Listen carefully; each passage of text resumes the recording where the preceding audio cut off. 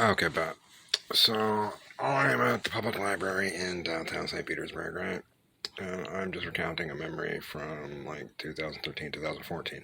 Here's the thing, right? Back in 2013, I lived on, I think, Ninth and 3rd on the south side, right? But I still hung out at Williams Park because Dura had been hanging out there since I was 19, jumping off crap on a wheelie board like 15 miles an hour, just in between smoking joints and cops coming up on Segway saying, hey, no open containers. And skirt off on a Segway to look for actual crime somewhere, right? So, me just a bunch of junkies and runaways and skater kids fresh off the Greyhound, right? I'm from here, but I just came back from South Carolina, and that's the first place I thought to buy marijuana because I don't know the South Side that well, right? So, Matt, actually Louisiana at the time. So, okay, Matt, all right, about I think 26, right? I would just walk in here. This is how I used to decorate my old apartment. I'm calling this bird's eye view because my best friend in life, Emily Munoz, who found me in that park, and I'm just sitting there with my head in my hands after some real abusive relationship I was in. Right? She invited me to church with her husband, right? So I'm like, yeah, I just walked into the Scientology building, bro. I've clearly lost my marbles. So I remember sitting there next to my homebro, like, one day when I finally snapped, I'm gonna walk into that place. It was like 2000, and it's back when it was open. I'd say it was about 2010 when I said that to her. So here we are, 2013. I actually just lost my marbles, walked in there, and it made sense. I was like, ugh. So it was the grace of God. This woman walked up to me. She's like, you want to come to church? I'm like, yeah, kind of makes more sense than this crap because I believed that first. So, okay. Right. So, um,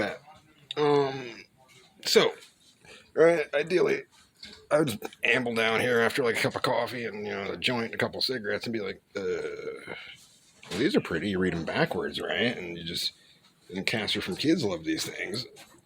So, I just sit here with a razor blade, just ripping off the thing that makes the alarm go dee dee dee dee dee, and throw my backpack here, right?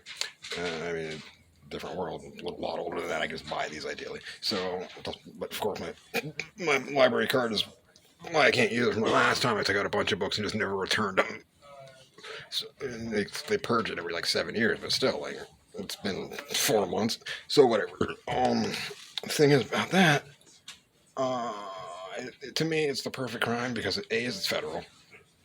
B, it's not like their library is ever going to run out of books. They're basically free.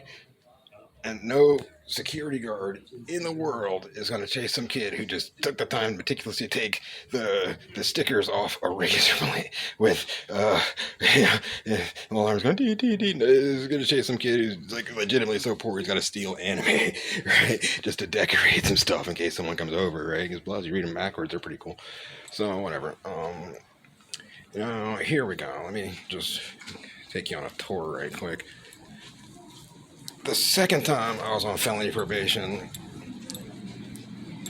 my, what is it? Weed used to be illegal, duh. They didn't sell it in head shops, they sold it in Williams Park because, you had to, like actually chance incarceration.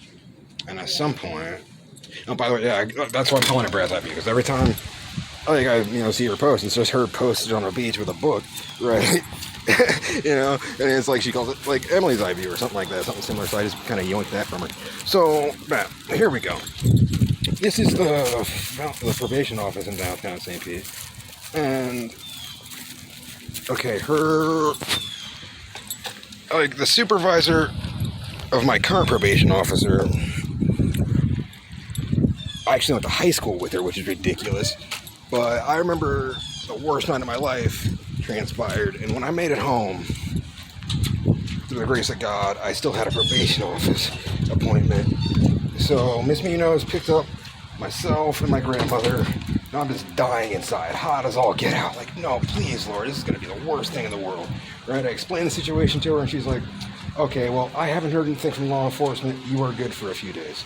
Unfortunately, like, some idiot kid got interrogated by someone else, by another law enforcement officer, about his own wrongdoing, right? And he, of course, of that warrant being issued through that weird 9-day time span, he was like, "Oh yeah, I just happened to call him out the blue. He asked me what I was doing. I'm like, oh, my grandma's." All right, and I heard about, that sucked. It's like the whole town heard about it. It was so miserable. So I'm like just crying on the couch at my grandma's house. She takes me down there, right? I tell her what happened and everything. She's like, okay, bet. Well, there's nothing in my system. I'm not going to violate you, bet. So a couple of days later, unfortunately, they dragged me out. That was that. But that was, I think, 7 years ago, 8 years ago by now, 7.5 years. So I mean, whatever. But yeah. I mean, that is. I mean, she's probably my best friend in life. I'm ever grateful to her for that. And and always in my most dire moments, she's always been there for me with a kind word or like a a great book or a slice of pizza or something in my lowest moments. And that's just how that goes. So yeah, it's Brad's Life. Later.